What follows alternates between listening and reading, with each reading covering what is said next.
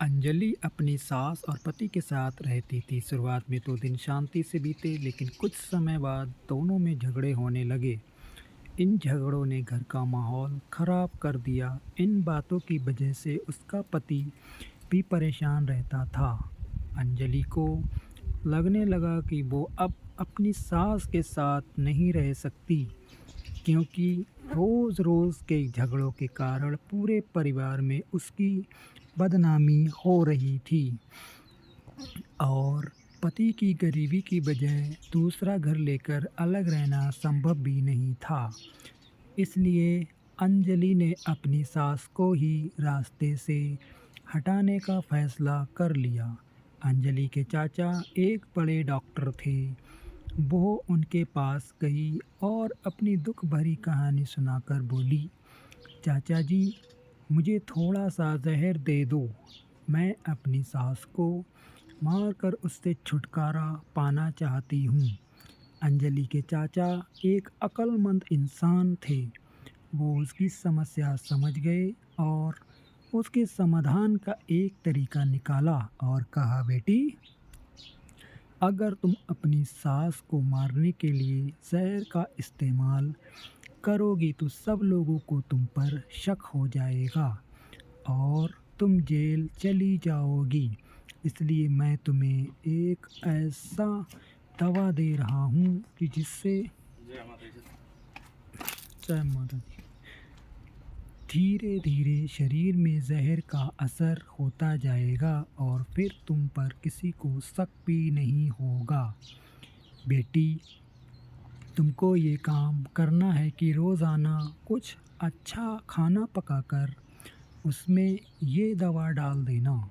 और हाँ, इस बात का ध्यान ज़रूर रखना कि तुम इतने दिनों तक अपनी सास के साथ बहुत मोहब्बत और प्यार से रहना, ताकि किसी को तुम पर शक भी ना हो सके। उनसे लड़ाई झगड़ा मत करना, उनकी हर बात मानना और अपनी माँ की तरह उनके साथ बर्ताव करना। अंजलि ने अपने चाचा से कहा कि चाचा जी, मैं इन सारी बातों का पूरा ख्याल रखूंगी। और फिर दवा लेकर अंजलि घर वापस आ गई।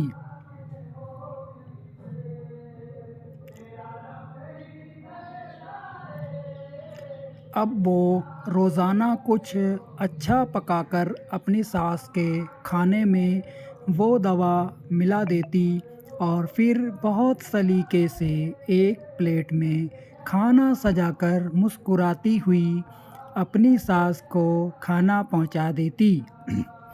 जब भी उसकी सास उस पर गुस्सा होती तो वो बड़ी खामोशी से उनकी बातों को सुनती और अपने गुस्से को काबू में रखकर चाचा की सलाह के अनुसार अपनी सास की खूब सेवा करती। उनके गुस्से की किसी बात का जवाब ना देती।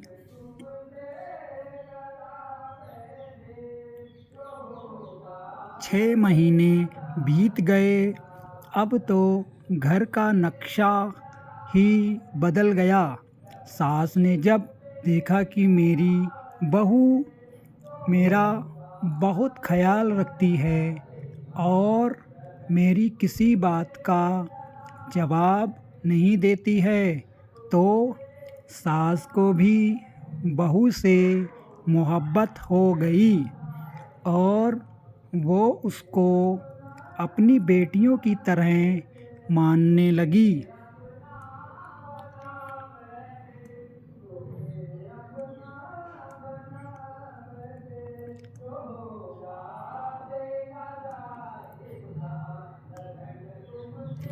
सास का अच्छा व्यवहार देखकर अंजलि भी अपनी सास को अपनी माँ की तरह समझने लगी और उनके साथ बहुत प्यार मोहब्बत से रहने लगी।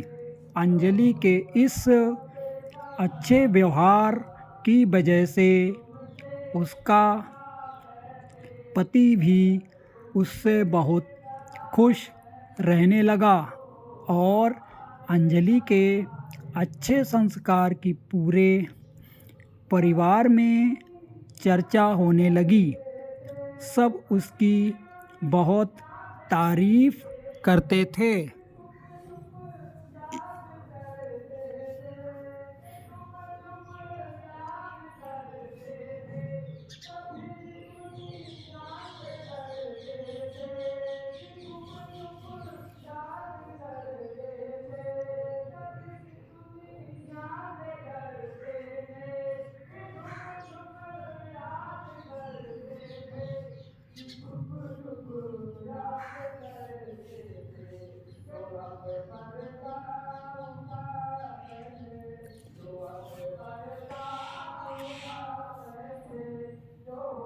अब एक दिन अंजलि फिर अपने चाचा से मिलने गई और बोली कि चाचा, पिछले 1 महीने से मैं अपनी सास को तुम्हारी जड़ी बूटी नहीं खिला रही हूँ, क्योंकि अब वो मेरा बहुत ख्याल रखती हैं।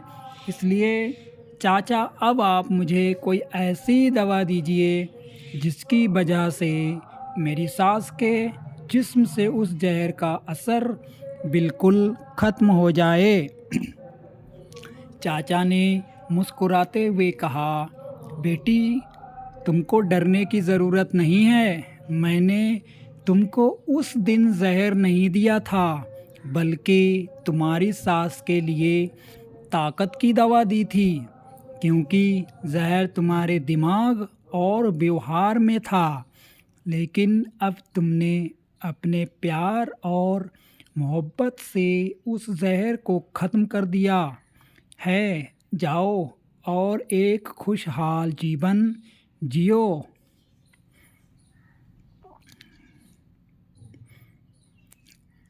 याद रखना, हमारा व्यवहार, हमारे शब्द और लहजा तय करता है कि दूसरे हमारे साथ कैसा व्यवहार करते हैं। यदि आप चाहते हैं कि दूसरे आपका सम्मान करें और अपने अधिकारों को पूरा करें, तो सबसे पहले आप उनके अधिकारों को पूरा करके उनका सम्मान करना शुरू कर दीजिए।